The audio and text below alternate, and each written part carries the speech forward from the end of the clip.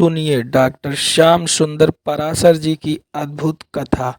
आज की इस कथा में आप लोगों को अश्वत्थामा द्वारा उत्तरा के ऊपर चलाया गया ब्रह्मास्त्र की कथा बताई जाएगी, तो ध्यान से सुनिए। श्री राधे राधे। हम तुम्हारी ये अंतिम इच्छा जरूर पूरी करेंगे। अश्वत्थामा चल पड़ा और पांडवों के शिविर पर आधी रात पर हमला किया। पांडव शिविर में थे नहीं, तो पांचों पांडव पुत्रों को ही पांडव समझ करके पांचों का सिर काट लिया। ला करके दुर्योधन को दिखाता हुआ बोला, मित्र देखो तुम एक सिर मांग रहे थे, हम पांचों का सिर ले आए। खुशी तो बड़ी हुई सुन करके दुर्योधन को, पर विश्वास नहीं हुआ। जब ध्यान से पांचों का चेहरा देखा तो पहचान गया, अरे राम राम, तूने तो हमारे वंश में पानी देने वाला भी नहीं छोड़ा। इन बच्चों से मेरी दुश्मनी नहीं थी, मेरा वैर पांडवों से था। दुखी होते दुर्योधन ने अपना शरीर त्याग दिया। अब अश्वत्थामा भयभीत होकर भागा कि पांडव मुझे नहीं छोड़ेंगे। अब इधर प्रातः होने पर द्रौपदी ने अपने बच्चों की हालत जब देखी तो छाती पीट के बिलखने लगी। रोती बिलखती द्रौपदी को देख करके अर्जुन ने गांडीव उठा के प्रतिज्ञा कर डाली, देवी द्रौपदी दुखी मत होना, जिस दुष्ट ने यह दुष्कृत्य किया है उसे तुम्हारी आंखों के सामने ला करके मारूंगा, यह अर्जुन का प्रण है। और गोविंद के रथ पर बैठकर अर्जुन ने पीछा किया भागते अश्वत्थामा को, दौड़ करके पकड़ लिया। पकड़ के जकड़ के रस्सियों में बांध करके ले जाने लगे घसीट कर। भगवान बोले, बांध के कहां ले जा रहे हो? ब्रह्म बंधु में मम जही, ये दुष्ट ब्राह्मण मारने योग्य है। इसने सोते हुए बच्चों को मारा है तुम्हारे, तुम अभी यहीं पर इसको ठिकाने लगाओ। अर्जुन ने कहा, यहां नहीं मारूंगा, द्रौपदी के सामने ले जाके मारूंगा, तभी उसका हृदय शांत होगा। ठीक है, घसीट के ला करके द्रौपदी के सामने उपस्थित कर दिया। देवी द्रौपदी देखो, यही है वह दुष्ट जिसने तुम्हारे बच्चों को सोते सोते मारा। सबको लगा कि द्रौपदी अब क्या करेगी, और द्रौपदी एकदम खड़ी हुई, अश्वत्थामा के सन्मुख आकर के हाथ जोड़ के उन्हें प्रणाम करने लगी। देखने वाले आश्चर्य में पड़ गए। जिसके 5 पुत्रों की हत्या हुई हो और हत्यारा सामने पकड़ा जाए तो कोई मां उसे प्रणाम करेगी भला? ये द्रौपदी को क्या होगा? अर्जुन ने कहा, देवी यही है हत्यारा तुम्हारे बच्चों का। द्रौपदी ने कहा, मुझे पता है, पर ये हत्यारा बाद में है, पर पहले ब्राह्मण देवता है, और हमारा धर्म कहता है ब्राह्मण कोई कैसा भी हो, हम क्षत्रियों का धर्म है उन्हें प्रणाम करना। इसलिए मैं अपने छात्र धर्म का, अपने वंश का, अपनी परंपरा का पालन करते हुए इसे प्रणाम कर रही हूं। और फिर ये केवल ब्राह्मण ही नहीं है, हमारे गुरुजी का बेटा भी तो है। गुरुजी का बेटा तो और भी पूजनीय वंदनीय होता है। इसलिए मैं तो प्रार्थना करूंगी आपसे, मुच्यता मुच्यता बेस ब्राह्मणो नितराम गुरु। ब्राह्मण होने के नाते, गुरुपुत्र होने के नाते एस मुच्यताम, इसको छोड़ दीजिए महाराज, जो होना था हो गया। अब इसको मार करके हमारे बच्चे तो जिंदा हो नहीं सकते, तो हम गुरुपुत्र की हत्या क्यों करें? और मैं ये भी नहीं चाहती कि जैसे पुत्र के शोक में मैं डूब रही हूं, कल तुम्हारी गुरु माता भी मेरी तरह पुत्र शोक में न डूबी रहे। इसलिए छोड़ दो। युधिष्ठिर जी बोले, देवी द्रौपदी तुम सचमुच सही कह रही हो। अर्जुन, जो हुआ सो हुआ, छोड़ो इसे। भीमसेन गरजते हुए बोले, सब छोड़ देना, पर मैं नहीं छोड़ूंगा इसको। इसने सोते हुए बच्चों को धोखे से मारा है, मैं कदापि इसे क्षमा नहीं कर सकता। अर्जुन बोले, मैं भी क्षमा नहीं कर सकता, क्षत्रिय हूं, प्रतिज्ञा करके बैठा हूं इसको मारने की। अब समस्या खड़ी हो गई, मार दिया जाए कि छोड़ दिया जाए। अर्जुन ने भगवान की ओर इशारा किया, प्रभु ये तो बड़ा मामला फंस गया, अब आप ही बताओ मैं क्या करूं। भगवान ने इशारे में कहा, तुमने जब इसको पकड़ा था हमने तभी कहा था कि यहीं इसकी छुट्टी कर दो, पर तुम हमारी बात पर ध्यान नहीं दिया। अब मामला सबके बीच में आ गया, तो अब तो जो शास्त्र कहे वही करना पड़ेगा। आतंकवादी जहां मिले जब मिले जो पूछना है उसी वक्त पूछ लो और वहीं टपका दो। पकड़ के लाओगे फिर कानून का समय बर्बाद कराओगे, रुपया उसकी सुरक्षा में खर्च करवाओगे, बाद में परिणाम वही होना है। बोलो राधे राधे। राधे राधे। और इतने में कोई उसके संगे साथी हवाई जहाज उड़ा के ले गए तो फिर उन्हें छोड़ने और जाना पड़ेगा। सठे साठ्यम समाचरे, दुष्ट को उसी की भाषा में समझा करके ठिकाने लगाया जा सकता है, सज्जनता की भाषा वो समझते ही कहां। तो अर्जुन ने कहा प्रभु अब क्या करें, भूल हो गई, अब क्या करूं ये बताओ। भगवान बोले अब वही करो जो शास्त्र कह रहे हैं। अच्छा तो इस विषय में शास्त्र की आज्ञा क्या है ये बताओ। भगवान बोले शास्त्र कहते हैं ब्राह्मण कितना भी गया गुजरा हो न हंतव्य, ब्राह्मण का वध कभी नहीं किया जाता। तो नहीं मारूं इसे। भगवान बोले नहीं, शास्त्र की यह भी आज्ञा है आतताई बदारहण, आतंकवादी कोई भी हो उसको कभी जिंदा मत छोड़ो, उसको तो तुरंत ठिकाने लगाओ। और इसी देश में आश्चर्य की बात देखिए, जब कोई सैनिक शहीद होता है देश के ऊपर तो उसकी शहादत में, उसके शहीद होने पर सम्मिलित होने वालों की संख्या बहुत सीमित रहती है। और जब कोई आतंकवादी मरता है तो उसके प्रति सहानुभूति दिखाने के लिए हजारों लोगों की संख्या उपस्थित हो जाती है। बड़े बड़े नेता भी छाती पीटने पहुंच जाते हैं। ये इन बेचारे भटके हुए नवयुवक हैं, इन बेचारों को, ये भोले भाले लोग हैं, भटके हुए लोग हैं, इनको रास्ता दिखाना चाहिए, ऐसे नहीं मारना चाहिए। उन्होंने कितने मार दिए, उन पर कभी कोई आंसू बहाने नहीं जाएगा। और ये लोग, आश्चर्य तो ये होता है कि ऐसे लोगों की नीति को हम समझ भी रहे हैं, देख भी रहे हैं, इसके बाद भी हम लोग उनको आशीर्वाद भी दे रहे हैं। ये सबसे बड़ा आश्चर्य है। अंग्रेज फूट डालो राज्य करो की नीति करके चले गए, आज वही नीति वो लोग भी अपना रहे हैं, जातिवाद में बांट करके, कई प्रकार के भेदभाव उत्पन्न करके कि संगठित न हो। ये संगठित हो गए तो हमारी कुर्सी खतरे में पड़ जाएगी। शास्त्र ने पहले ही आदेश दिया था संघे शक्ति कलौ युगे, कलयुग में वही सुरक्षित है जो संगठित है। आज सनातनी हिंदुओं की संख्या बहुसंख्यक है इस देश में, परंतु फिर भी उनकी कोई नहीं सुनता। कितने भी हिंदू मर जाएं, कट जाएं, कोई हल्ला नहीं मचाता। और अन्य किसी पर नेक आंच आ जाए तो छाती पीटने वाले हजारों खड़े हो जाते हैं। क्यों? क्योंकि हम विघटित हैं, संगठित नहीं। और हमारा संगठन यदि समय रहते सुरक्षित नहीं हुए, हमारी बुद्धि नहीं खुली, तो वो समय दूर नहीं कि हम अपने देश में बहुत जल्दी अल्पसंख्यक हो जाएंगे। और बहुत जगह हो भी चुके हैं। बंगाल का हालत आप सबको पता है।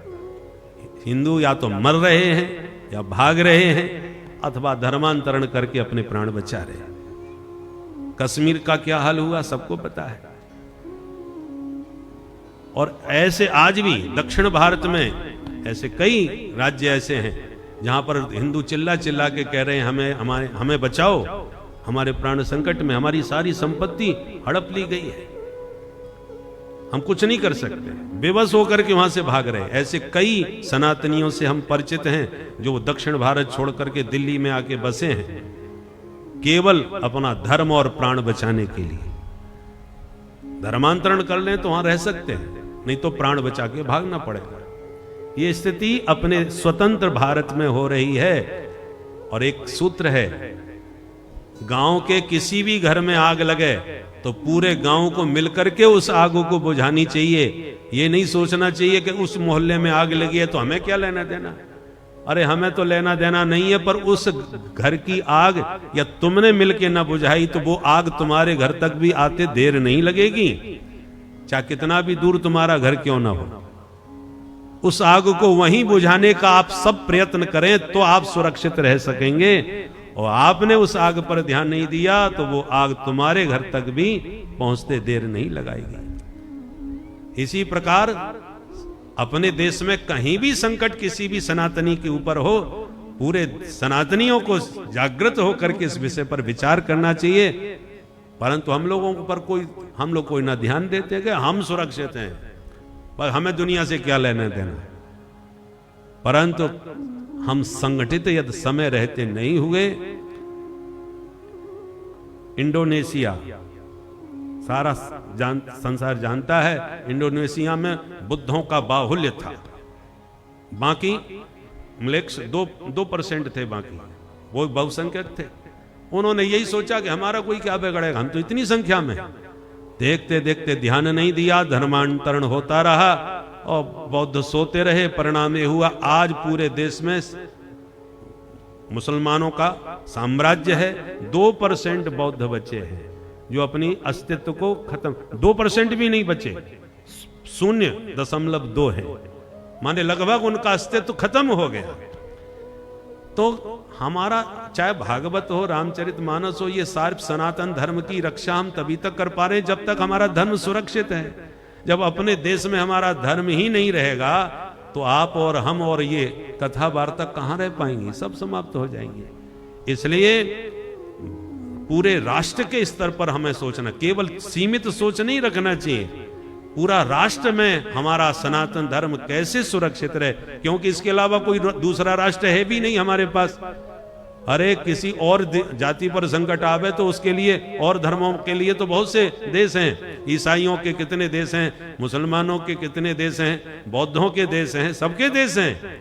पर सनातनियों का केवल भारत, एक नेपाल था वो भी नहीं रहा, भारत भी है वो भी सुरक्षित नहीं है। आप नहीं कह सकते हम हिंदुओं का देश है ही, वो तो धर्मनिरपेक्ष हो गया।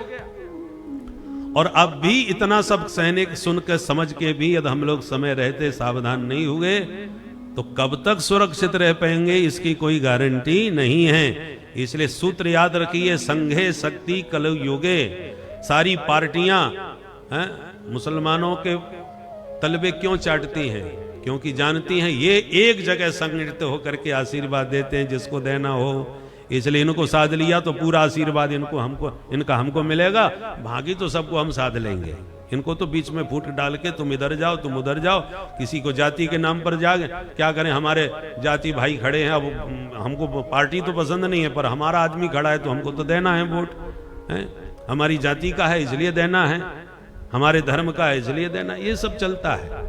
इसलिए सनातनियों का बौद्धिक स्तर व्यापक जब तक नहीं होगा, पूरे राष्ट्रीय स्तर पर अपनी बुद्धि का सोच हम नहीं बनाएंगे, तब तक हम ज्यादा समय तक सुरक्षित नहीं रह सकते, न हमारा धर्म सुरक्षित रह पाएगा न हम सुरक्षित रह पाएंगे। इसलिए सावधान रहिए। बोल सनातन धर्म की जय। तो प्रसंग पर आइए। भगवान ने अर्जुन से कहा कि सनातन धर्म कहता है ब्राह्मण को मारना नहीं है, परंतु आतताई कोई भी हो उसे कभी छोड़ना नहीं है। अर्जुन ने कहा धन्य हो सरकार, आप सुलझा रहे हो कि और उलझा रहे हो हमको, दोनों तरफ की बात कर दी आपने। ये ब्राह्मण भी है और आतताई भी है, अब मुझे क्या करना है ये बताओ। भगवान बोले जो शास्त्र कहते थे वो हमने तुम्हें बता दिया, अब जो तुम्हारी मर्जी आवे सो तुम करो। पर अर्जुन पक्के चेला हैं भगवान के, गीता का ज्ञान लिए बैठे हैं, तुरंत याद आ गई। गीता में गोविंद ने कहा था संभावितस्य चा कीर्ति मरणादतिरिच्यते, गला काटने से ही मारना नहीं होता, एक माननीय प्रतिष्ठित व्यक्ति का समाज में घोर अपमान हो जाए वो जीते जी मरा हुआ ही समझो। तो अश्वत्थामा के सिर से चमकती मणि को निकाल के धक्का मार के भगा दिया, और ये घोर अपमान मृत्यु के बराबर था अश्वत्थामा के लिए।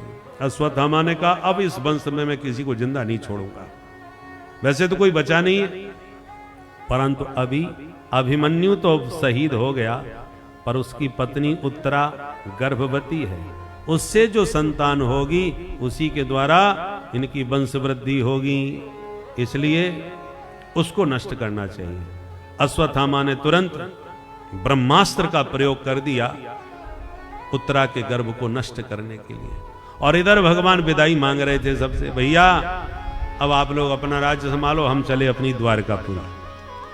और जैसी जाने के लिए भगवान रथ में बैठना चाहते थे कि भागती हुई भवन के भीतर से उत्तरा देवी आई और भगवान के चरण पकड़ के पुकारने लगी, पाहि पाहि महायोगिन देव देव जगतपते नान्यं त्वदभयं पश्ये यत्र मृत्यु परस्परम। पाहि माम केशव पाहि माम, हे द्वारकानाथ, हे गोविंद मेरी रक्षा करो। देखो ये तेज पुंज मुझे भस्म करने आ रहा है, मैं रहूं या ना रहूं पर मेरे गर्भगत शिशु की रक्षा कीजिए। भगवान समझ गए, अंगूठे के बराबर रूप बना के उत्तरा के गर्भ में प्रविष्ट हो गए, गर्भ में बैठे परीक्षित की रक्षा करी, उन्हें दर्शन दिए और ब्रह्मास्त्र को शांत कर दिया। उत्तरा तो इतनी गदगद हो गई कि कुछ बोल नहीं सकी और भगवान पुनः अभयदान दे करके जाने लगे तो बुआ कुंती ने प्रभु के चरण पकड़ लिए। भगवान बोले, बुआ ये उल्टी गंगा मत बहाओ, प्रणाम तो मुझे करना चाहिए आपको। बुआ बोली, गोविंद थोड़ी देर मौन रहो, आज मुझे मेरे मन की बात कहने दो। कहो बुआ। 26 श्लोकों में स्तुति गाई और कहा, प्रभु आज आप अपने घर जा रहे हो और जाने से पहले मुझे एक वरदान देते हुए जाओ। मांगो बुआ। विपदः सन्तु नः शश्वत् तत्र तत्र जगद्गुरो भवतो दर्शनं यत् स्यात् अपुनर्भव दर्शनम। हे जगद्गुरु श्री कृष्ण, यदि जा रहे हो तो प्रेम से जाओ पर मुझे आशीर्वाद दे के जाओ। क्या? बोले, जब तक मैं जीवित रहूं तब तक, अब तक मेरे जीवन में जैसे संकट पर संकट आते रहे, ये संकट तब तक आते रहे जब तक मैं जीवित रहूं। आजन्म मेरे सिर पर संकट के बादल मंडराते रहे। भगवान बोले, राम राम। ऐसा भी कोई वरदान मांगता है बुआ? दुनिया तो सत्यनारायण की कथा घर में बचवावे तब भी हमसे मांगती है सुख संपत्ति घर आवे कष्ट मिटे तन का। तो दुनिया कष्ट मिटा के सुख संपत्ति मांग रही है और आप विपत्ति मांग रही हैं। ये विपत्ति से बुआ तुम्हें क्या मिलता है? बोले, भवतो दर्शनम यत् स्यात्। हे प्रभु, विपत्ति में ही आपके दर्शन हमें हमेशा मिलते हैं और जब सुख समृद्धि आ जाती है तो हम आपको भूल जाते हैं, अपने में मस्त हो जाते हैं। विपत्ति जितना भगवान को याद दिलाती है उतना संपत्ति में थोड़ी याद दिलाती है। सब खाओ पियो मौज करो मस्ती में पड़े थे, कोरोना काल आया सब घर में घुस गए, जब घंटी बजे तो सबकी धड़कन तेज हो जाए, न जाने किसका समाचार आने वाला। और फिर देखो उस समय जो नास्तिक थे वो भी आस्तिक बन के ठाकुर जी को याद करने लगे। अरे रुपया पैसा मिट्टी का मैल है, कितना भी खर्च हो जाए बस प्राण बच जाए, परिवार हमारा सुरक्षित रहे। हे विधाता, हे ईश्वर, हे देवी मैया, सारे देवी देवता याद आने लग गए। तो विपत्ति भगवान को बहुत याद दिलाती है, संपत्ति में लोग भूल जाते हैं। दुख में सुमिरन सब करें पर सुख में करे न कोई। इसलिए प्रभु मैं तो विपत्ति ही मांगती हूं। भगवान बोले, यदि ऐसी बात है बुआ तो सारे कार्यक्रम कैंसिल, हम कहीं नहीं जा रहे, आपके पास ही रहेंगे। और भगवान अपनी यात्रा स्थगित करके बुआ के घर चले आए। बोलो भक्तवत्सल भगवान। और युधिष्ठिर जी बैठे बैठे सिर पकड़ के रो रहे हैं। भगवान ने आके पूछा, बड़े भैया सारे दुश्मन मर गए, एक क्षत्र साम्राज्य आपका स्थापित हो गया और फिर भी आपकी आंखों में आंसू, क्या बात है?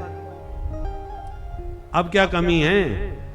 युधिष्ठिर जी बोले, गोविंद अपने ही सगे संबंधी और भाई बंधुओं को मार करके अब मैं राजा बना बैठा हूं, किस पर राज्य करूं? आज चारों तरफ विधवा स्त्रियां दिखाई पड़ती हैं और छोटे छोटे बच्चे, क्योंकि जितने जवान थे महाभारत में सब शहीद हो गए। अब उनकी विधवाओं को देखकर मुझे लगता है कि अरे राम राम, इनका सुहाग उजाड़ने वाला मैं ही हूं। इस सत्ता के लिए मैंने कितनों का सुहाग उजाड़ दिया। ये सब सोच सोच के मुझे अपने आप से ग्लानि होती है। भगवान ने बहुत समझाया, क्षत्रिय धर्म का उपदेश दिया पर समझ में नहीं आया। दूसरे दिन प्रातः होने पर प्रभु पितामह भीष्म के पास पहुंचे पांडवों ने प्रणाम किया। बाबा भीष्म ने नेत्र खोल के देखा तो द्वारकाधीश दूर खड़े नजर आए। देखते ही मुस्कुरा के बोले, प्रभु आप आ गए। अरे तो वहां क्यों खड़े हो, जरा सामने आओ, मेरे पास आओ। प्रभु पास आ गए। कहो दादाजी। पितामह भीष्म ने कहा, प्रभु इस बाणों की सैया पर इतने दिनों से इसलिए पड़ा था कि आपसे मिले बिना तो मैं इस संसार से नहीं जाऊंगा।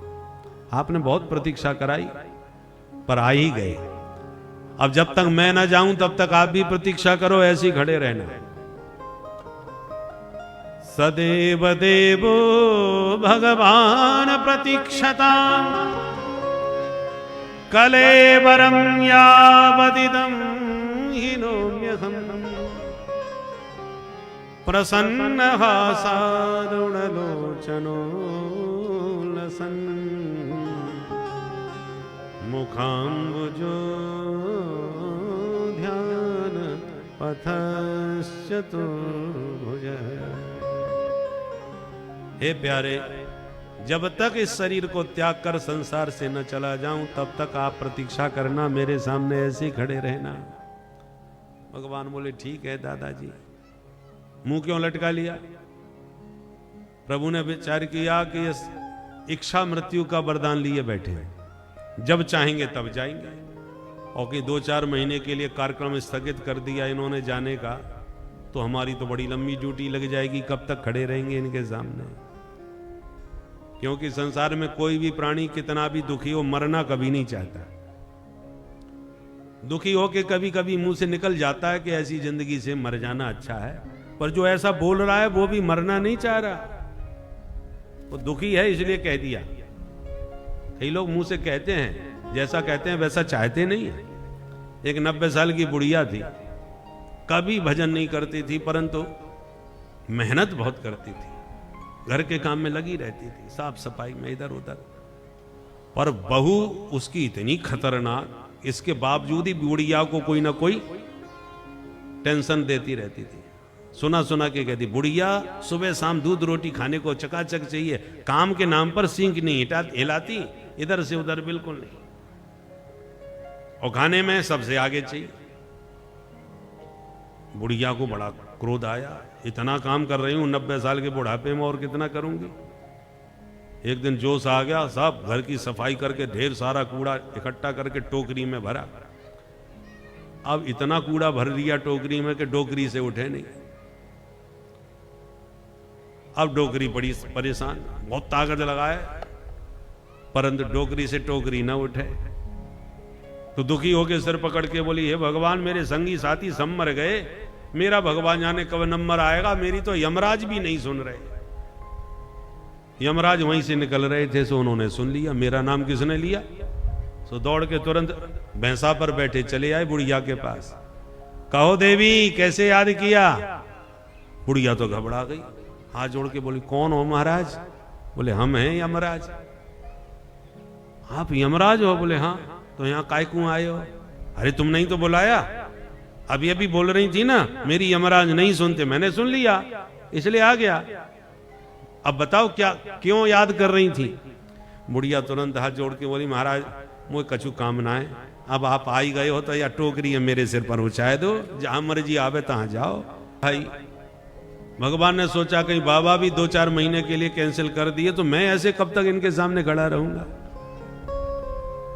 इसलिए भगवान बोले, ठीक है दादाजी। पितामह भीष्म बोले, ये लटका हुआ चेहरा नहीं देखना। प्रसन्न हासारुण लोचनोल्लसन मुखाम्बुजो ध्यान पथश्चतुर्भुज। सरकार जब तक खड़े हो मुस्कुराते होगे चतुर्भुज रूप में शंख चक्र गदा लेकर के मेरे सन्मुख खड़े रहो। भगवान हंस पड़े और भगवान की हंसी देखते ही सारी पीड़ा पितामह भीष्म की शांत हो गई। युधिष्ठिर जी पितामह से प्रश्न करने लगे, पितामह उत्तर देने लगे। इसी को कहते हैं भीष्म गीता। राजधर्म, दान धर्म, मोक्ष धर्म, स्त्री धर्म, भगवत धर्म, सनातन धर्म के सारे मर्म समझा दिए पितामह भीष्म ने। धर्म का मर्म जान करके धर्मराज का शोक समाप्त हो गया। पितामह भीष्म को लगा अब मुझे भी चल देना चाहिए, प्रभु से ज्यादा प्रतीक्षा कराना ठीक नहीं। बोले प्रभु अब जाने से पहले प्रभु के चरणों में कुछ तो पुष्पांजलि भेंट करूं। तो पुष्पताग्रा छंद में पितामह भीष्म ने भगवान की स्तुति करना प्रारंभ कर दिया। शब्द सुमन प्रभु के चरणों में स्तुति के द्वारा समर्पित किए। बहुत प्यारी स्तुति है, कुछ पंक्तियां सुना। इतिमति रूप कल्पिता वितृष्णा भगवती सात्वत पुंगवे विभूति ससुख मुपगते क्वचित् विहरतुं प्रकृति मुपेयुषि यद्भव प्रवाह त्रिभुवन कमलं तमाल वर्णं रविकर गौरवरं ददामि वपुरल ककुलाभृताननाब्जं विजय सखे रतिरस्तु मे नमत्या युधितुरगर्जो विधूम्रवेशं रचनुलितश्रमवार्यलङ्कृतासे मम निशितशरैः विवेद्यमाना त्वच्चविलसत्कवचेषु कृष्ण आत्मा सपदि सखे बचो निशम्य मध्ये निज परयोर्बलयोरथं निवेश्य स्थितमति पर सैनिकायुरक्षिणा हितमति पार्थ सखे रतिर्ममास्तु व्यवहित प्रतनामुखं निरीक्ष्य स्वजनवदादिमुखस्य दोषबोध्या भूपति भारतात्मवेद्याय चरणरति परमस्य तस्य मेस्तु स्वनिगममपहाय मात्र ते क्या रतिमति कर्तुमवाप्नुतो रतस्ता रत चरणो भयाचलत् गुरु हरिर्वहन्तुमिवं करतोत्तरी। भक्तवत्सल भगवान की जय। प्रायः अथ शब्द के साथ शुभारंभ किया जाता है, इति शब्द के द्वारा विश्राम दिया जाता है। इति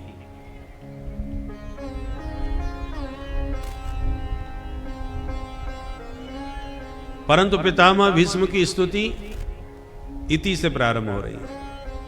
इति मति रूप कल्पिता वितृष्णा। इति से प्रारंभ क्यों? पितामह भीष्म कहना चाहते हैं सरकार अब मैं जो आपसे निवेदन कर रहा हूं मेरे अंतिम शब्द हैं, शब्दों की इति। इसके बाद अब कुछ बोलना नहीं, अंतिम शब्द। और केवल शब्दों की ही इति नहीं है, इन श्वासों की भी इति। अब मेरे जीवन का अंतिम क्षण आ गया है, इस संसार से विदा ले रहा हूं, इसलिए श्वासों की भी इति। और केवल शरीर की ही इति नहीं है, आपका मुख कमल निहारते हुए मैं शरीर छोड़ूंगा तो मुझे भरोसा है कि आने जाने की भी इति। अब लौट के जगत में वापस आना भी नहीं, पर इन सब की इति हो जाए उससे पहले एक छोटा सा निवेदन है। क्या? बोले बेटी को कुंवारी छोड़ के मरना नहीं चाहते, बस बिटिया के हाथ पीले हो जाएं उसके बाद हम जाएं। भगवान बोले बाबा हाथ तो तुम्हारे ही पीले नहीं हो पाए, विवाह तो तुमने किया नहीं, कुंवारे बरुआ हो। जब विवाह नहीं किया तो आपकी बिटिया कहां से आएगी जिसके हाथ पीले तुम्हें करना है? भीष्म बाबा बोले जिनके बच्चे नहीं होते सरकार वो गोद ले लेते हैं। मैंने भी एक धर्म की पुत्री मान ली, धर्म की बेटी, तो विवाह क्यों नहीं कर रहे? अरे महाराज कोई मिलता ही नहीं, बहुत खोजा इस दुनिया में, परंतु बेटी के योग्य कोई वर नहीं मिला। कितना भी गरीब बाप हो, बेटी के लिए तो बढ़िया से बढ़िया ही वर ढूंढता है। और हमेशा वर, वर शब्द का अर्थ क्या आता है? वर माने श्रेष्ठ, उत्तम। उसी प्रकार बेटी का वर हमेशा बेटी से श्रेष्ठ होना चाहिए, तभी पुत्री का समर्पण उसके प्रति होगा।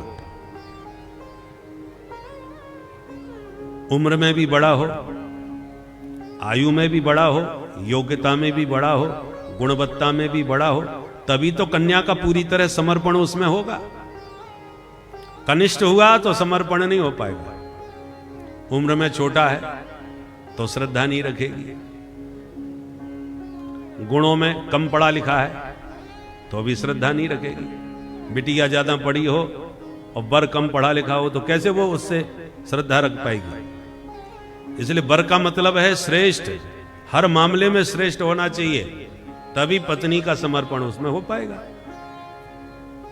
किशोरी जी जब छोटी सी थी तो शिव धनुष जनक जी के यहां रखा था पिनाक। एक दिन जनक जी गए कहीं बाहर तो सुनैना से कहा, देवी जी आज धनुष की नित्य प्रति पूजा होती थी तो आज पूजा तुम करना ध्यान से। ठीक है महाराज। सुनैना जी ने जानकी जी से कहा, बिटिया तुम आज सेवा कर देना, पिताजी नहीं है। ठीक है, बेटी गई। अब धनुष इतना विशाल और भारी था कि कोई उठा तो पाता नहीं था। तो जब एक जगह पर कोई वस्तु बहुत दिनों तक रखी रहे तो नीचे गंदगी हो जाती है। तो किशोरी जी ने कहा, ऊपर ऊपर तो पूजा बड़ी होती है पर नीचे जगह थोड़ी सी गंदी लग रही है। तो अपने बाएं हाथ से ही किशोरी जी ने धनुष उठा के और दाहिने हाथ से पोंछा मार दिया धरती में और साफ करके रख दिया। जनक जी ने आकर के जब दूसरे दिन पूजा के लिए देखा तो बिल्कुल साफ सुथरा नीचे पूरा, जबकि उसको उठाने के लिए सैकड़ों संख्या में महाबली लोग आते थे, तब उठा करके उसकी सफाई हो पाती थी। इसलिए रोज रोज सफाई थोड़ी होती थी। अरे ये तो बिल्कुल साफ रखा है, किसने सफाई करी? पूछा पत्नी से। पत्नी ने कहा, मुझे नहीं मालूम, हमने बिटिया से कह दिया था। बेटी तुमने पूजा करी धनुष की? बोले हाँ, माँ ने कहा था। तो बुलाया, तुमने कैसे पूजा करी और इसकी नीचे की जो जगह है, भूमि है, वो साफ कैसे पड़ी है? तुमने कैसे साफ किया इसको? तो फिर उन्होंने उठा के बोले, ऐसे उठाया और ऐसे साफ किया। जब उठाते देखा तो जनक जी को तो चक्कर आ गया। हे भगवान, ये छोटी सी बच्ची ने केवल बाएं हाथ से ही धनुष को सहज भाव से उठा दिया। इसका मतलब ये सामान्य पुत्री नहीं है, साक्षात शक्ति का अवतार मेरे घर में हुआ है और ऐसी अद्भुत शक्ति मेरे घर में है, तो इसका वर भी शक्तिमान होना चाहिए।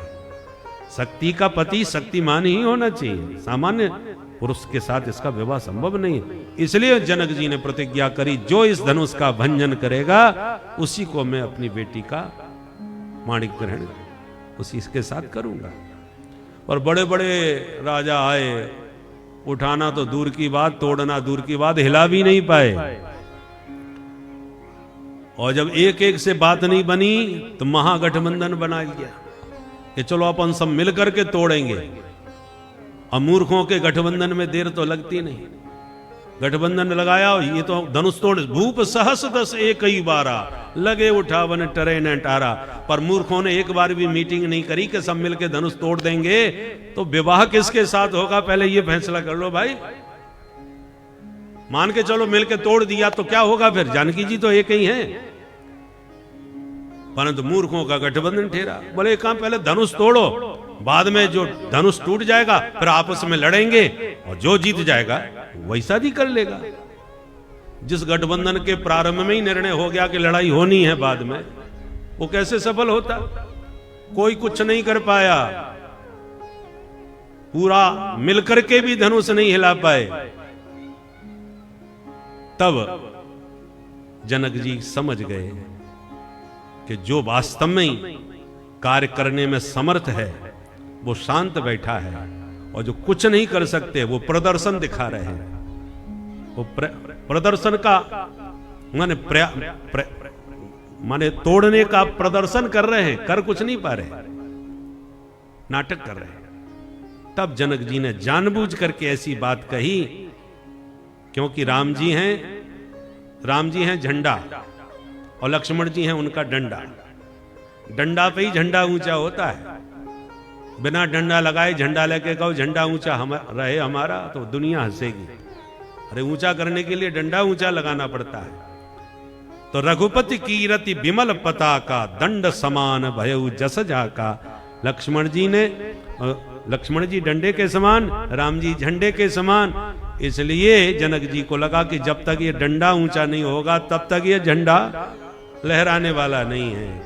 इसलिए कहा कि अब तो हमने जान लिया इस धरती पर कोई वीर नहीं है। और जैसे वीर विहीन धरती के बारे में कहा तो माखे लखन कुटिल भई भौं हैं।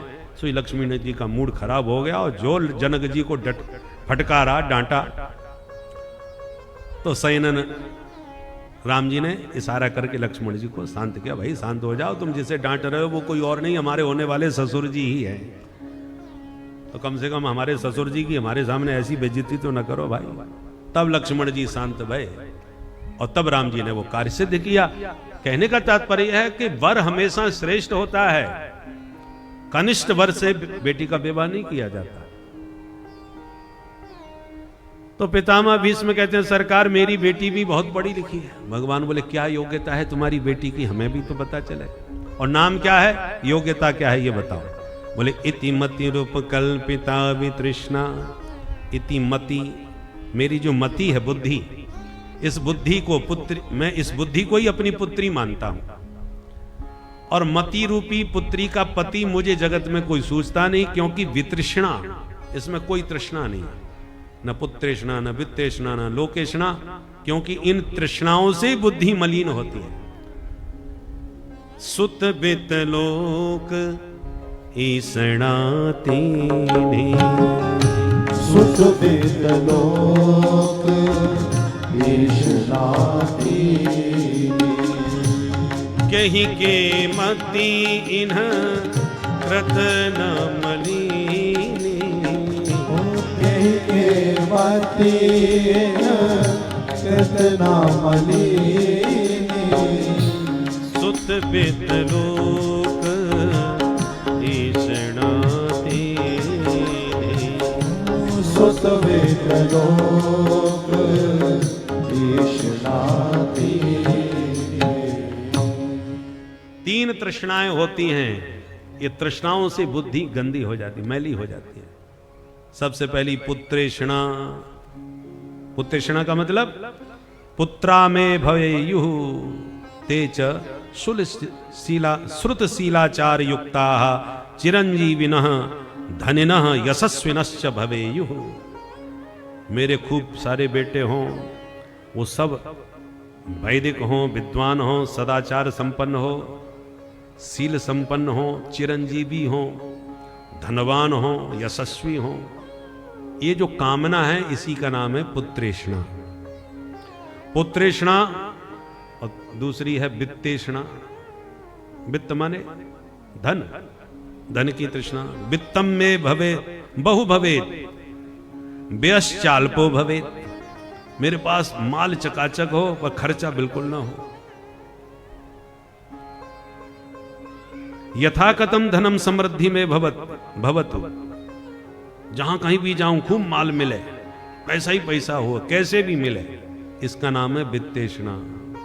झूठी गवाही दिलवा लो, किला खुदवा लो, रात भर फावड़ा और गेंती लेकर के घूमते रहते लोग, जगह खोदते हुए कहीं किसी ने कह दिया वहां माल है, बस वहीं पहुंच गए। अपने पुरुषार्थ पर भरोसा नहीं करते, माल कहां मिलेगा गड़ा हुआ, खोदते फिर रहे। इसका नाम है वित्तेषणा। और एक होती है लोकेषणा। लोका माम सर्वे श्लाघयन्तु। चारों तरफ मेरी सब जगह प्रशंसा हो।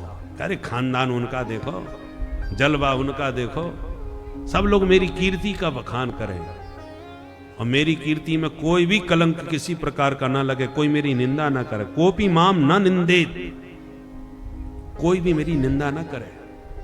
और यदि हमारी यश कीर्ति में हमारा ही बच्चा यदि कलंक लगाने लग जाए, उल्टा सीधा विवाह शादी करके किसी को भगा लाए, तो हम लोग अपने यश सम्मान के लिए उसको भी घर से निकाल देते हैं। आज से इससे हमारा कोई नाता रिश्ता नहीं। इस नालायक ने हमारे खानदान की नाक कटवा दी। तो बच्चा कितना भी प्यारा हो, पैसा कितना भी प्यारा हो, पर जब सम्मान पर आंच आती है तो न पैसे को देखते हैं, न पुत्र को देखते हैं। बहुत से लोग तो उनको भी ठिकाने लगवा देते हैं प्रतिष्ठा के लिए। इसका नाम है लोकेषणा। तो इन 3 तृष्णाओं में सबकी बुद्धि खराब हो जाती है। पर पितामह भीष्म छाती ठोक के कहते हैं, मैं मति वितृष्णा, मेरी बुद्धि में किसी प्रकार की तृष्णा नहीं है, इसलिए मेरी बुद्धि परम शुद्ध और पवित्र है। और ऐसे ही मति के पति आपके अलावा मुझे तो संसार में कोई दूसरा नजर नहीं आता।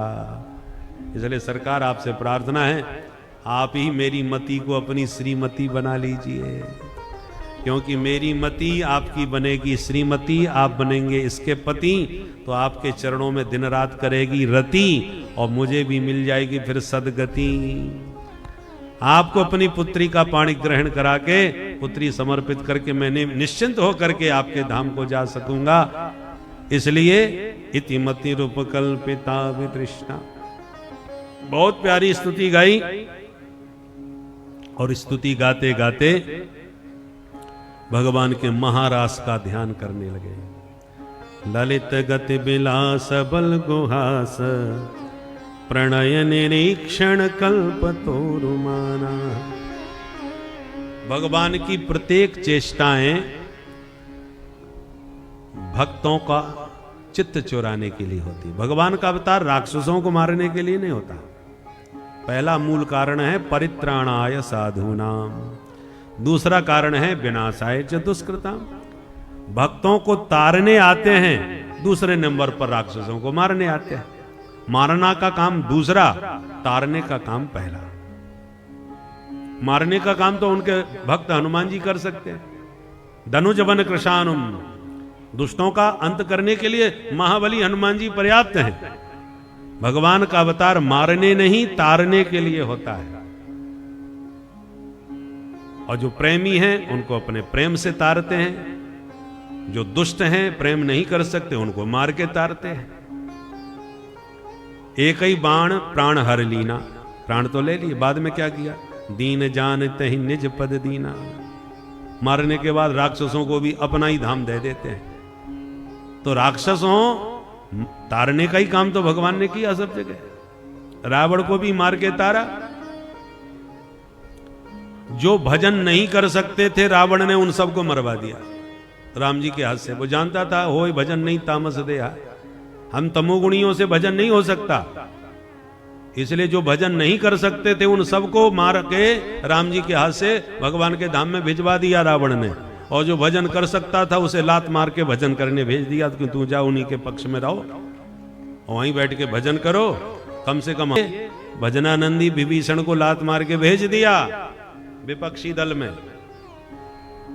और जो नहीं कर सकते थे भजन उनको मार के भगवान के धाम में भिजवा दिया।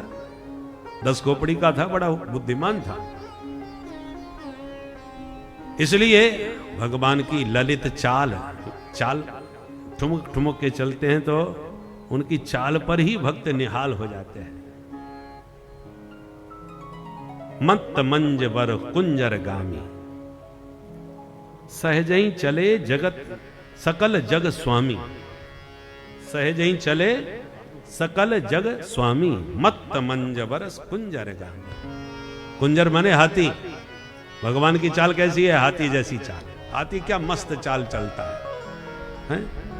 हाथी की चाल आपने कभी ध्यान से देखी होगी, बड़ा ठुमक के मस्ती से चलता है। और हाथी की एक विशेषता होती है, जिस गांव में जाएगा वो तो मस्ती में चलेगा, पर सबसे बड़ी समस्या है जितने गांव के कुत्ते हैं सब हाथ धो के पीछे पड़ जाते हैं। और आश्चर्य की बात है, कुत्ते भौंकते हैं कभी मुड़ के नहीं देखता, क्योंकि पीछे भौंकते हैं ना। कुत्ते भी जानते हैं सामने भौंकेंगे तो न जाने कब सूंड में लपेट ले। आगे नहीं भौंकेंगे, पीछे भौंकेंगे। और आगे जितने हैं हर घर में उसकी पूजा होती है। कोई केला खिला रहा है, कोई मिठाई खिला रहा है, जो जिसमें बन रहा है सब। यार ये गणेश जी महाराज आ गए, गणेश जी महाराज आ गए। दुनिया हाथ जोड़ती है, पूजा करती है, आगे आगे पूजा हो रही है और पीछे पीछे कुत्ते भौंक रहे हैं। पर पूजा करने वालों के यहां भी वो ज्यादा देर तक नहीं ठहरता, वो चलता जाता है आगे। भौंकने वालों को भी पीछे मुड़ के नहीं देखता, क्योंकि जानते भौंकने तो बिगाड़ तो कुछ सकते नहीं, इसलिए उन पर भी वो ध्यान नहीं देता। ये हाथी की विशेषता होती है। मत बंजवर कुंजर गामी। कुत्तों से कोई पूछे तुम्हारा इसने क्या बिगाड़ लिया भाई, क्यों भौंक रहे हो इसके पीछे?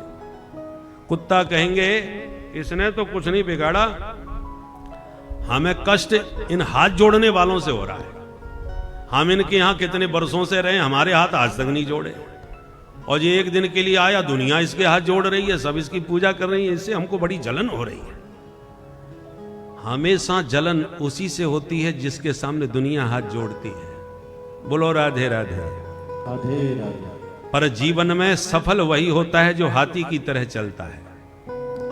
सफल व्यक्ति की दुनिया जय जयकार करती है, चारों तरफ उसी का नाम जय जयकार के साथ सारी दुनिया लेती है। पर यह भी बात पक्की है, जिसकी जय जयकार ज्यादा होती है उसी के पीछे भौंकने वाले भी ज्यादा होते हैं। पर सफल व्यक्तित्व वही होता है जो भौंकने वालों पर ध्यान दिए बिना लक्ष्य की ओर आगे बढ़ता चला जाता है, और हाथ जोड़ने वालों के प्रभाव में आकर के कभी अहंकारी भी ना बने, हाथ जोड़ने वालों को देख करके फूला भी ना समावे, अहंकारी ना बने, भौंकने वालों पर ध्यान भी ना दे, अपने लक्ष्य की ओर आगे बढ़ता चला जाए, वही हाथी की तरह सफल व्यक्तित्व होता है। और भगवान अपनी चाल से इसी प्रकार सबको निहाल करते रहते हैं। ललित गति बल को हास, कोई चाल से निहाल नहीं हुआ, प्रभावित नहीं हुआ, तो कभी हंस करके अपनी हंसी से उसको पागल कर देते हैं। लखीजन लाल की मुस्कान तिन्हि बिसरी वेद विद सब योग संयम ज्ञान।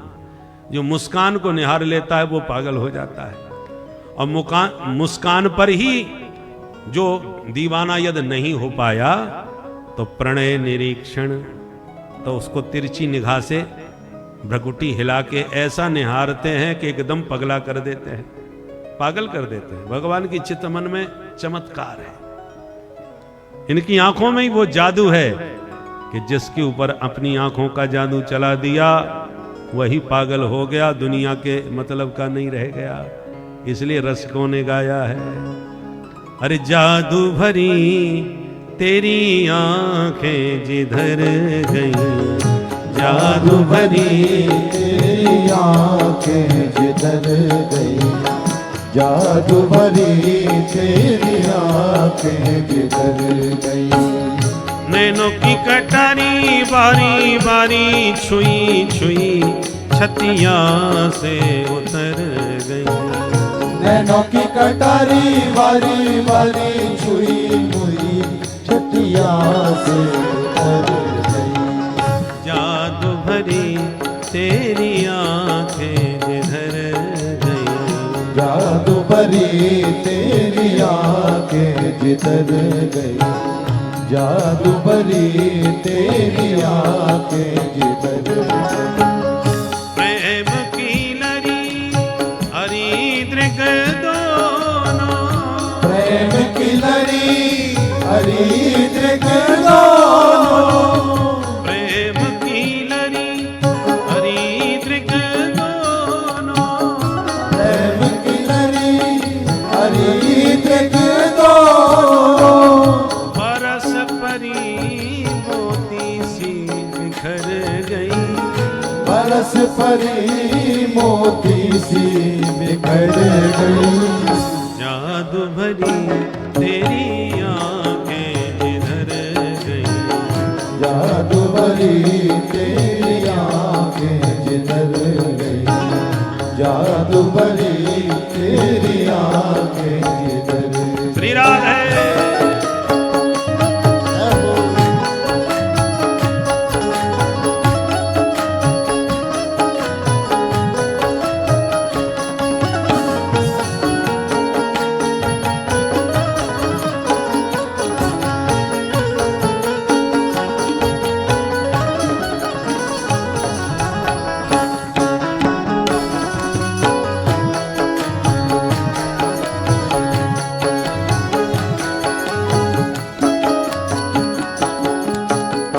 अब पल पलक करत नहीं टारे, अब पल पलक करत नहीं टारे।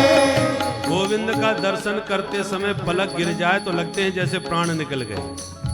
पलक गिरना भी भक्तों को सहन नहीं हो पाता। त्रुटिर्युगायते त्वाम अपश्यताम। अब पल पलक करत नहीं तारे, अब पल पलक करत नहीं तारे, करत नहीं तारे, करत नहीं तारे। अब पल पलक करत नहीं तारे, अब पल पलक करत नहीं तारे। छिन छोरत जनु, छिन छोरत जनु, जान निकल गई, छिन छोरत जनु, जान निकल गई। जादू भरी तेरी आंखें जिधर गई, जादू भरी तेरी आंखें जिधर गई, जादू भरी तेरी आंखें जिधर गई। एक तो तलवार होती है जो काटी डालती है, और एक कटारी होती है जो घायल कर देती है। और कटारी के घायल व्यक्ति का इलाज हो जाता है, वो ठीक भी हो जाता है। पर गोविंद के नयन की जो कटारी है, इससे जो घायल हो गया उसका इस दुनिया में कोई इलाज नहीं है। नैनों की कटारी बारी बारी पलकन मारी, नैनों की कटारी बारी बारी पलकन मारी, नैनों की कटारी बारी बारी पलकन मारी, नैनों की कटारी बारी बारी पलकन मारी। गोविंद की कटारी से मीराबाई घायल हो गई। बेचारी मीरा की बीमारी कोई पकड़ ही नहीं पाया। तेरी मैं तो प्रेम दीवानी मारो, दर्द न जाने को। तेरी मैं तो प्रेम दीवानी मारो, दर्द न जाने को। हमारे सुखदेव जी भी देखो कैसे दीवाने बन के नाच रहे हैं। तेरी मैं तो प्रेम दीवानी मारो, दर्द न जाने को। तेरी मैं तो प्रेम दीवानी मारो, दर्द न जाने को। दर्द की मारी बन बन डोलो, दर्द की मारी बन बन डोलो, दर्द की मारी बन बन डोलो। दर्द की मारी बन बन डोलो। वैद्य मिला नहीं को, वैद्य मिला नहीं को। तेरी मैं तो प्रेम दीवानी मारो, दर्द न जाने को। तेरी मैं तो प्रेम दीवानी मारो, दर्द न जाने को। नैनों की कटारी बारी बारी पलकन मारी, नैनों की कटारी बारी बारी पलकन मारी। जादू की पिटारी दृग, जादू की पिटारी दृग, छुई मुई कर गई। जादू की पिटारी छुई मुई कर गई। जादू भरी तेरी आंखें जिधर गई, जादू भरी तेरी आंखें जिधर गई, जादू भरी तेरी आंखें जिधर गई। निरख छटा घन घोर घटा, भावना की उमड़ गई। निरख छटा घन घोर घटा, भावना सी उमड़ गई। निरख छटा घन घोर घटा, भावना की उमड़ गई। निरख छटा घन घोर घटा, भावना की उमड़ गई। जादू भरी तेरी आंखें जिधर गई, जादू भरी तेरी आंखें जिधर गई, जादू भरी तेरी, जादू भरी तेरी, जादू भरी तेरी आंखें जिधर गई। बोल बंसी वारे की जय। तो कन्हैया अपनी विविध चेष्टाओं से भक्तों के चित्त को चुराने वाले हैं। भगवान ने की ऐसी सुंदर दिव्य लीलाओं का स्मरण ध्यान करते पितामह भीष्म ने अंत में अपना शरीर त्यागा, भगवान के दिव्य धाम को प्राप्त हो गए। बोल भक्त वत्सल भगवान की जय। भगवान पांडवों का शोक दूर करा के उनसे विदा लेके अपनी दिव्य द्वारका को चले गए। सौनकादि ऋषियों ने प्रश्न किया, महाराज परीक्षित का क्या हुआ ये तो बताओ। तब सूत जी को याद आई, अरे परीक्षित की कथा कहते कहते हम तो दूसरी कथा में चले गए। अच्छा सुनो, बालक का सकुशल जन्म हुआ, ब्राह्मणों ने जात कर्म संस्कार किए और बालक को नाम दिया विष्णुरात। विष्णुना रातः दत्तः, ये साक्षात भगवान श्री हरि का दिया हुआ बालक है।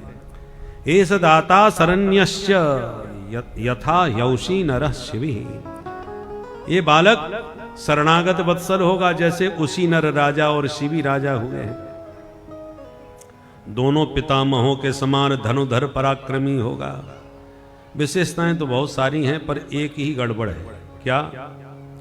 तक्षकादात्मनो मृत्युम दुज पुत्रोपसर्जितात, इस बालक की मृत्यु सर्प के डसने से होगी।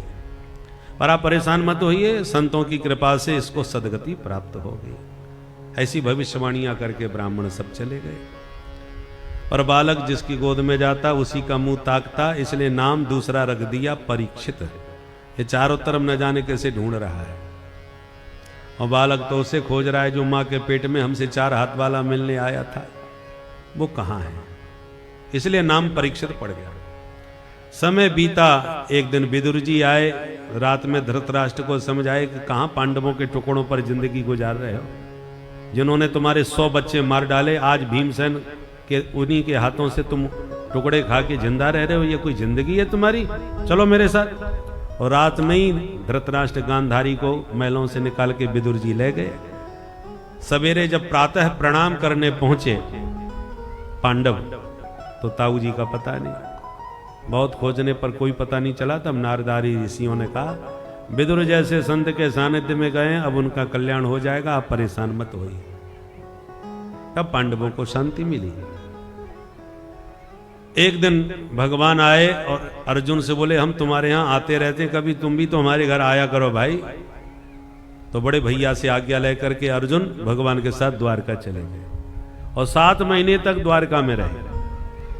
इधर पांडवों को भयंकर अपशकुन होने लगे। तो एक दिन भीमसेन से युधिष्ठिर जी बोले, भैया भीम, गता सप्ताधुना मासा भीमसेन तवानुज, 7 महीने बीत गए, हमारा अनुज अर्जुन अभी तक नहीं आया। क्या बात है। चिंता व्यक्त कर ही रहे थे कि अर्जुन आ गए। अर्जुन की हालत देखकर सब घबरा गए। अर्जुन क्या बात है, तुम्हारा तेजस्वी मुखमंडल तेजहीन क्यों हो गया? कहीं तुमने कोई बड़ा भारी पाप तो नहीं किया? गोहत्या तो नहीं कर दी? विप्रबध तो नहीं किया? प्रतिज्ञा भंग तो नहीं करी? शरणागत की रक्षा करने में असमर्थ तो नहीं हुए? पर अर्जुन सिर हिलाते गए, ऐसा कुछ नहीं हुआ। तो ससुराल में किसी ने अपमान कर दिया तुम्हारा? द्वारका में सब कुशल से तो है ना? जब कुशलता की प्रश्न किया तो अर्जुन चरणों में गिर के बोले, भैया हम सब अनाथ हो गए, हमारे जीवन धन भगवान द्वारकानाथ हम सबको अनाथ करके अपने परम धाम चले गए। और 56 करोड़ उनका यादव परिवार गृह युद्ध में आपस में लड़ मर के समाप्त हो गया। केवल 4-5 बचे हैं, बाकी सब समाप्त। इतना सुनते ही कुंती बुआ ने भगवान के चरणों का ध्यान लगाया और एक क्षण में शरीर त्याग करके बुआ कुंती भी परम धाम चली गई। पांडवों ने कहा, हम भी नहीं रहने वाले। अपने पौत्र परीक्षित को सत्ता का भार सौंपा और 5 पांडव द्रौपदी को अपने साथ में लेके हिमालय की यात्रा पर निकल गए। एक एक करके शरीर त्यागते हुए अंत में स्वर्गारोहण को प्राप्त हो गए। छोटी सी उम्र में परीक्षित ने साम्राज्य का पद संभाला, पर एक दिन विचार किया, देखा जाए राज्य की स्थिति कैसी हो। सरकार बदलती है तो समाज में चर्चा का विषय बनती है कि ये सरकार कैसी चलेगी। तो परीक्षित को लगा मैं भी तो चल के देखूं मेरे बारे में लोग क्या सोचते हैं। बेस बदल के गए तो हर जगह चर्चा सुनने को मिली। कोई उनके पिता की महिमा गा रहा है कि परीक्षित के पिता अभिमन्यु कितने महान वीर थे, मां के पेट में ही चक्रव्यूह भेदन की कला सीख करके आए थे और द्रोणाचार्य जी का इतना दुर्गम चक्रव्यूह तोड़ दिया था उन्होंने। और फिर कोई कहता है इनके दादाजी कोई कम थे क्या, गांडीवधारी अर्जुन कितने महान वीर थे। तो जब अर्जुन और अभिमन्यु जैसे इनके पिता पितामह हैं तो परीक्षित में वो संस्कार और वो बल पौरुष निश्चित रूप से होगा। देखना सरकार बहुत बढ़िया चलेगी। परीक्षित सुन सुन के मन में सोचने मेरे बारे में लोग कितना विश्वास मुझ पर कर रहे हैं, मेरे राज्य में कहीं ऐसा कोई काम ना हो कि लोगों का विश्वास मेरे से उठ जाए। तो सुनते सुनाते घूम रहे थे, अचानक एक जगह क्या देखा, एक गाय बछड़े को एक दुष्ट बुरी तरह मारता पीटता ले जा रहा है, गौ माता पर पैर की ठोकर लगा रहा है। गौ माता पर कभी भी पाद प्रहार नहीं होना चाहिए, पैर से गौ माता को नहीं छूना चाहिए, महापाप पातक लगता है। बहुत सी चीजें पैर से नहीं छुई जाती, झाड़ू तक को नहीं छूना चाहिए पैर से।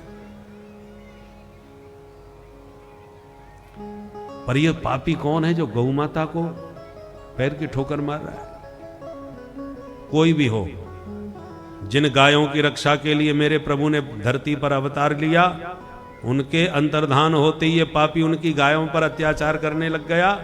तलवार तान के परीक्षित क्रोधित होकर दौड़े, दुरात्मन खड़ा रहे, आज तुझे मुझसे कोई नहीं बचा सकता है। तूने मेरी गौ माता पर हाथ उठाया।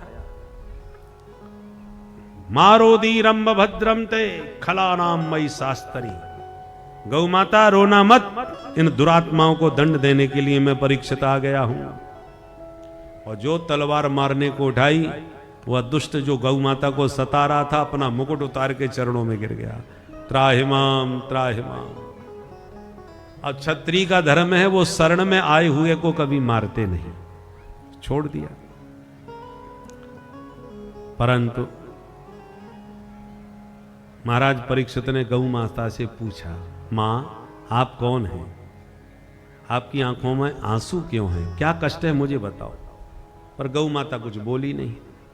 तो बछड़े की तरफ देखने लगे, देखा ध्यान से, बछड़े के 3 पैर टूट गए, एक पैर पर खड़ा है।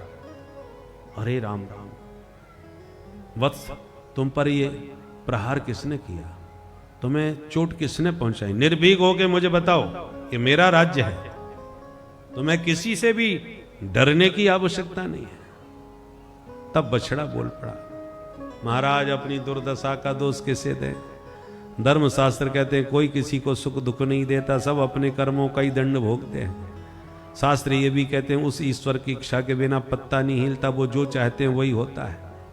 तो आप ही बताओ, हम कर्म को दोष दें कि ईश्वर को? हम किसी को दोष देना नहीं चाहते। परीक्षित बोले आपकी भाषा नहीं, आपका परिचय दे दिया। महाराज आप साक्षात धर्म हैं। धर्म के 4 चरण होते हैं, सत्य तप दया शौच। आज केवल सत्य के सहारे धर्म टिका है, 3 चरण खंडित हो गए। मैंने आपको पहचान लिया। और गौ माता भी अब मैं पहचान गया, ये साक्षात धरती माता है, पृथ्वी माँ है, जो भगवान के वियोग में दुखी हो रही है। भगवान इनको छोड़ के अपने धाम चले गए इसलिए दुखी है। पर धर्म और धरणी के पीछे ये धूर्त कौन पड़ा है, ये हमको समझ में नहीं आ रहा। क्यों भाई तुम कौन हो? तो हाथ जोड़ के बोला, महाराज मेरा नाम है कलयुग। महाराज परीक्षित बोले, दुष्ट हमारे राज्य में घुस कैसे आया, निकल बाहर। बिना वीजा पासपोर्ट के घुसपैठिया हमारे घर हमारे राज्य में घुसा पड़ा है। परीक्षित तो वो बोला, सरकार मैं बाहर जाऊं कहां, इस समय तो सारी धरती पर आपका ही राज्य है। मैं मानता हूं कि मुझे में बुराइयां बहुत हैं, पर एक गुण भी बहुत बढ़िया है महाराज। क्या गुण है? यत्फलम नास्ति तपसा न योगेन समाधिना तत्फलम लभते सम्यक कलौ के शव कीर्तना। अन्य युगों में तपस्या करके यज्ञ करके दान देके जो फल मिलता है वो केवल हरिनाम संकीर्तन से हम प्रदान कर देते हैं, ये विशेषता है। परीक्षित खुश हो गए, गुण तो तुम्हारा बड़ा प्यारा निकला, तब तो हम तुम्हें 4 स्थान देते हैं। द्यूतं पानं स्त्रियः सूना यत्राधर्मश्चतुर्विधः। जहां जुआ खेला जाए तुम वहां अपना डेरा जमा लो, जहां प्याले छलके मदिरा पान किया जावे वहां पर अपना निवास स्थान बना लो, जहां लंपट व्यभिचारी पुरुष रहते हों, परस्त्री लंपट पुरुष, ऐसे व्यभिचारियों के घर में अड्डा जमा लो। चौथा, जहां मुर्गा बकरा काटा जाता हो, जीव हिंसा होती हो, ऐसे स्थान पर भी अपना स्थान जमा लो। ये 4 स्थान कलयुग को महाराज परीक्षित ने दिए। और ये 4, कली का अर्थ होता है कलह, ये 4 स्थान कलह के केंद्र होते हैं। तो जो अपने घर में कलह ना चाहता हो, ये 4 चीजों से बच जाए, घर में कलह नहीं होगा। और एक भी चीज घर में आई तो कलह हुए बिना नहीं रहेगा। परीक्षित को हाथ जोड़ के प्रणाम करके कलयुग ने कहा, महाराज कम से कम एक तो गुण मेरा अच्छा लगा आपको, तो क्या एक अच्छा सा स्थान नहीं दे सकते मुझे? क्या चाहते हो? केवल स्वर्ण में निवास और मिल जाता महाराज। परीक्षित बोले चलो दिया। अब कलयुग खुश हो गया। और परीक्षित प्रणाम करके गौ माता को वहां से चले गए और एक दिन सोने का मुकुट पहन के शिकार खेलने निकल पड़े। और शिकार खेलते खेलते रास्ता भटक गए। भूखे प्यासे दिन भर के भटकते हुए समीक मुनि के आश्रम तक पहुंच गए। महात्मा समाधिस्थ बैठे थे कुटिया में। राजा ने बाहर से आवाज लगाई, महाराज जी, पर कोई जवाब नहीं। और कुटिया में झांक के देखा तो ध्यानमग्न महात्मा नजर आए। राजा को लगा मेरे स्वागत से बचने के लिए समाधि का नाटक कर रहे हैं बाबा। परीक्षा लेके देखता हूं। मरा हुआ सांप दिखाई पड़ा, धनुष से उठा के महात्मा के गले में लपेट दिया। और समाधि असली, इसलिए बाबा जी तो ज्यों के त्यों बैठे रहे और राजा वहां से चले गए। यह दृश्य एक बालक ने देख लिया, दौड़ के गया और समीक महाराज के पुत्र को पूरा समाचार सुना दिया। वह बालक अपने पिता के अपमान की बात सुन के क्रोध में भर गया और कौशिक्याप उपस्पृश्य बाग वज्रम विससर्जः। कौश की नदी का जल अपने हाथ में लेकर के बालक ने परीक्षित को भयंकर शाप दे दिया।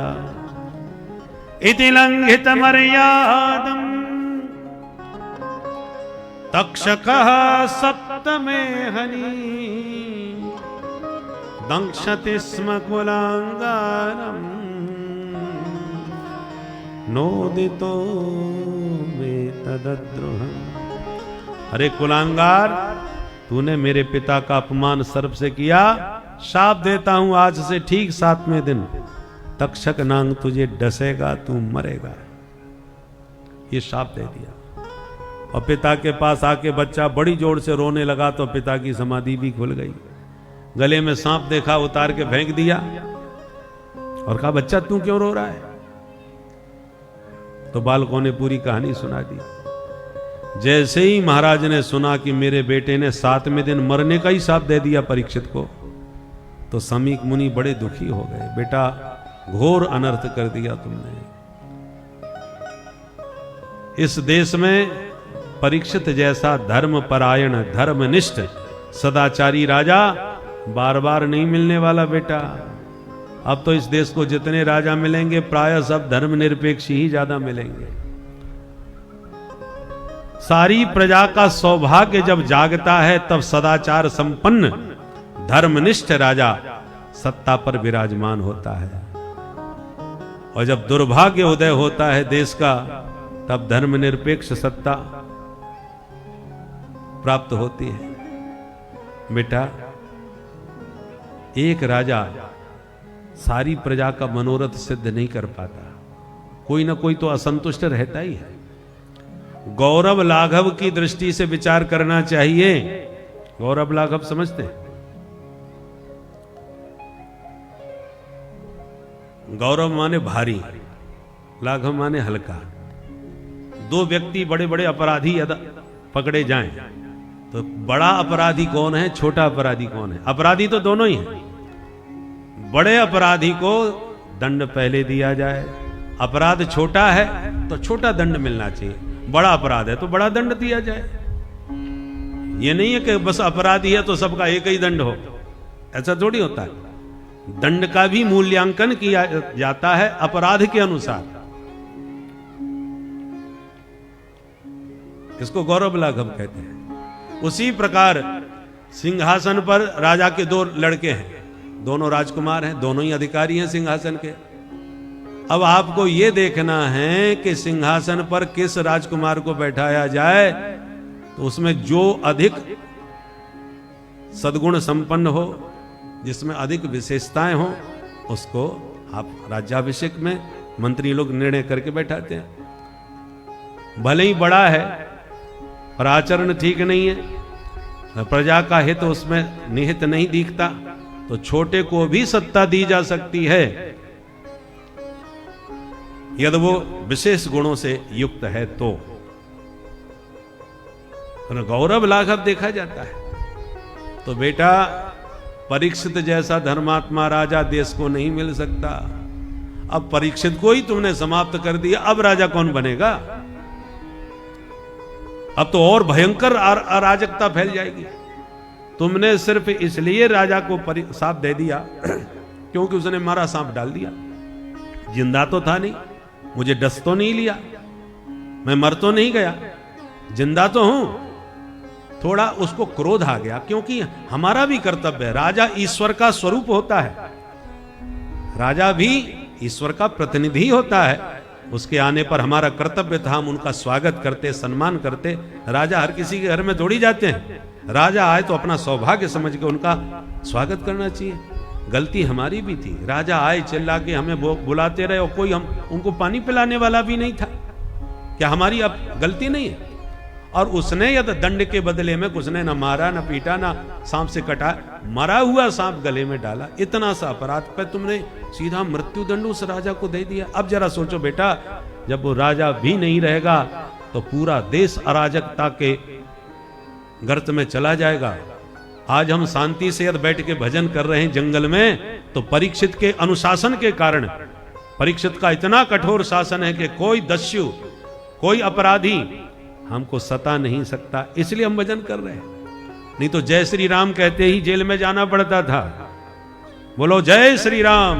जय श्री राम। कम से कम शांति से भजन कर रहे हैं, शांति से कथा वार्ता कर रहे हैं। और बेटा, तुमने ऐसे सदाचार संपन्न राजा को भी मृत्यु दंड का शाप दे दिया, ये तूने बहुत बड़ा अनर्थ कर दिया। गौरव लाघव की दृष्टि से विचार करो, ऐसा राजा बार बार देश को प्राप्त नहीं होता पुत्र। तूने अपने थोड़े से अपमान के कारण उस इतने सदाचार संपन्न राजा के सारे सद्गुणों को अनदेखा कर दिया। अवगुण है, मानते हैं अवगुण है, उसने मेरा अपमान किया, ये इतना ही तो अवगुण है, पर उसके बदले में उसने विशेषताएं उसमें कितनी हैं, जिस विशेषताओं के चलते हम शांति से भजन कर पा रहे हैं उसी के राज्य में। कल जब धर्मनिरपेक्ष सत्ता होगी तब क्या हाल होगा, जरा सोच के देखो। अराजकता चारों तरफ फैलेगी। बेटा, तुमने बहुत गलत किया है, पर अब कहने से क्या हो सकता है? जो होना था वो तो हो गया, जिसको आशीर्वाद देना था दे दिए, अब क्या होगा? तो अपने शिष्य को भेज करके परीक्षित को इस सारी घटना से अवगत कराया। और जैसे ही परीक्षित को पता चला, आत्मग्लानि से भर गए। राम राम, मुझ पापी से ये पाप हो कैसे गया? मेरे पूर्वजों ने तो सदा ब्राह्मण संतों के आशीर्वाद की चरण धूल अपने सिर पर रखी, और मुझ पापी से इतना बड़ा अपराध हो गया कि समाधि में ध्यान मग्न बैठे ब्राह्मण के गले में मरा सांप डाल दिया मैंने। अपना पाप का प्रायश्चित पश्चाताप करते हुए परीक्षित सब त्याग करके सीधे गंगा के किनारे जा पहुंचे। ऋषि महर्षियों को पता चला तो भाग करके परीक्षित के पास सब आने लगे, और परीक्षित सबको प्रणाम करके कहने लगे, महाराज मैं समझ नहीं पा रहा, शाप मिला है कि आशीर्वाद? अरे मरना तो सबको है, पर गंगा तट पर मरूंगा, आप जैसे संतों के सानिध्य में मरूंगा। किसी को पता नहीं होता मैं कब मरूंगा, पर मुझे पता चल गया मैं 7वें दिन मरूंगा, तो मरने की तैयारी मैंने पहले से कर ली। बस इतना बताइए कि हम जैसे म्रियमाण मनुष्यों को क्या करना चाहिए? परीक्षित ये प्रश्न पूछ ही रहे थे कि अचानक उसी वक्त साक्षात भगवान ही व्यासनंदन सुखदेव के रूप में दिव्य स्वरूप धारण करके प्रकट हो गए। बोल सुखदेव भगवान की जय। तत्राभवत् भगवान व्यास पुत्र तत्राभवत् भगवान व्यास पुत्र तत्राभवत् भगवान व्यास पुत्र तत्राभवत् भगवान व्यास पुत्र यद्रक्षयागा मठ मानो नपेक्षा यद्रक्षयागा मठ मानो नपेक्षा अलक्षलिंगो निज लाभ तुष्टो अलक्षलिंगो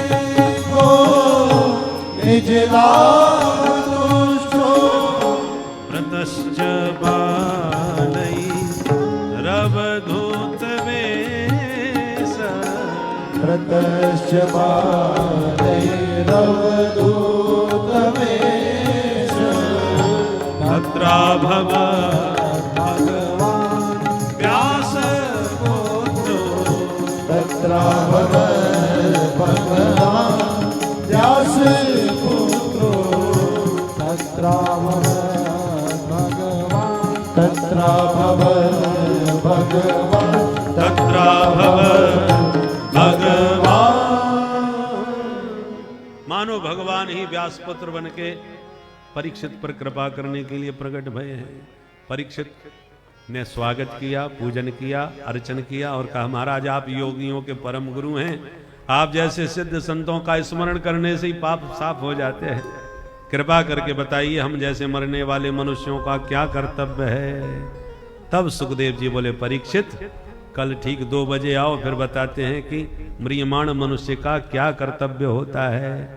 तो प्रश्न है मरने वाले को क्या करना चाहिए, उत्तर कल मिलेगा 2 बजे। आप लोग समय पर 2 बजे उपस्थित होने का प्रयास करें। आइए मिलकर के अब सुखदेव जी का दर्शन कर रहे हैं। परीक्षित महाराज विराजमान हैं। परीक्षित का प्रश्न है, सुखदेव जी उत्तर तो कल देंगे। आप लोग दर्शन करें, पूजन करें और मिलकर के हरि नाम संकीर्तन करें। ओ मैंने बांध लिया प्रेम वाला कंगना, आओ आओ हरि गाओ मोरे अंगना, ओ आओ आओ हरि गाओ मोरे अंगना, आओ आओ हरि गाओ मोरे अंगना, आओ आओ हरि गाओ मोरे अंगना। मैंने बांध लिया ओ मैंने बांध लिया, मैंने बांध लिया प्रेम वाला कंगना, आओ आओ हरि आओ मोरे अंगना, आओ आओ हरि आओ मोरे अंगना, आओ आओ हरि आओ मोरे अंगना, आओ आओ हरि आओ मोरे अंगना।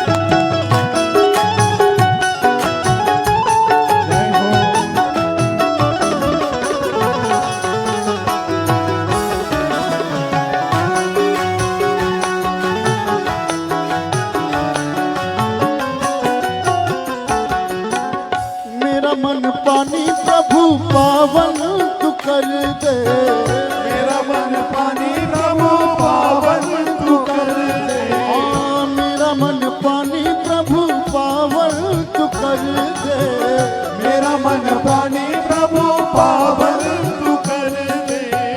दुनिया से नाता जोड़ तेरे संग जोड़ ले, दुनिया से नाता जोड़ तेरे संग जोड़ ले।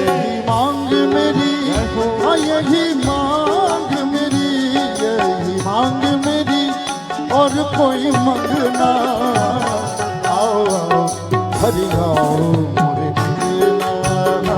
आओ आओ हरि आओ मोरे अंगना।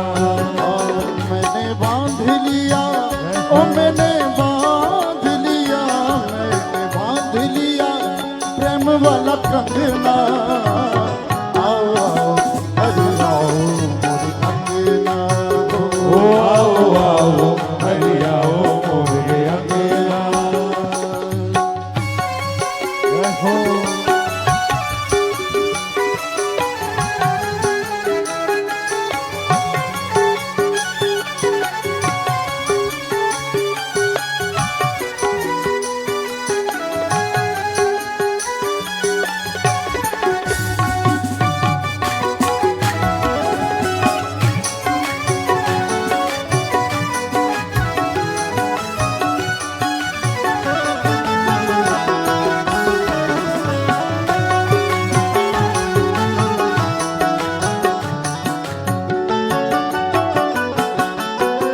ऐ मेरे श्याम प्रभु तेरे गुण गाऊं।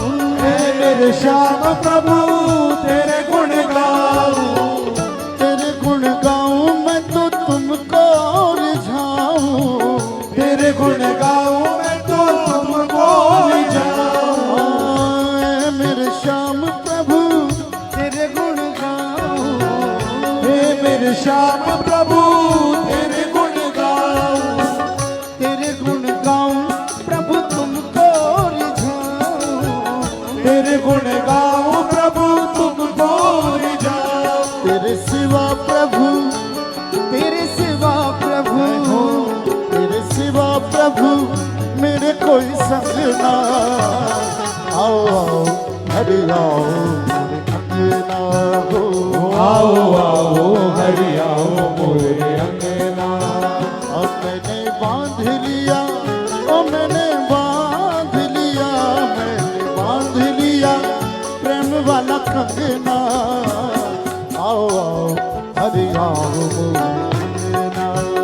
आओ आओ हरि आओ मोरे अंगना।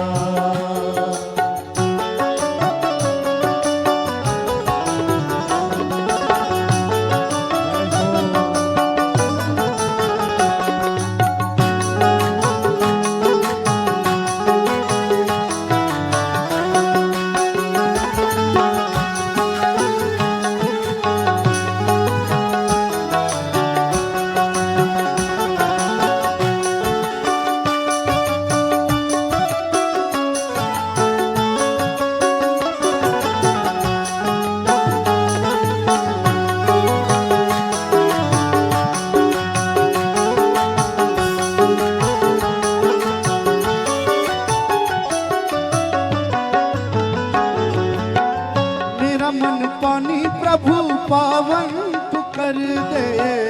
मेरा मन पानी प्रभु पावन तू कर दे। मेरा मन पापी पाप करना ही छोड़ दे। मेरा मन पापी पाप करना ही छोड़ दे। दुनिया से नाता तोड़ तेरे संग जोड़ दे।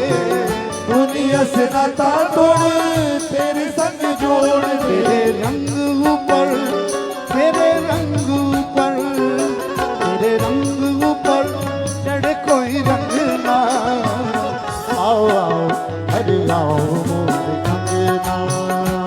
आओ आओ हरि आओ मोरे अंगना। ओ आओ आओ हरि आओ मोरे अंगना।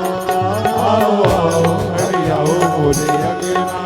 ओ आओ आओ हरि आओ मोरे अंगना। आओ आओ हरि आओ मोरे अंगना। जय राधे राधे, जय राधे राधे, जय राधे राधे, जय राधे राधे, जय राधे राधे, जय राधे राधे, जय राधे राधे, जय राधे राधे, श्री राधे राधे, श्री राधे राधे। वृंदावन में राधे राधे, और कुटी पर राधे राधे, बरसाने में राधे राधे, वृंदावन में राधे राधे, गोवर्धन में राधे राधे, गोवर्धन में राधे राधे, और कुटी पर राधे राधे, वृंदावन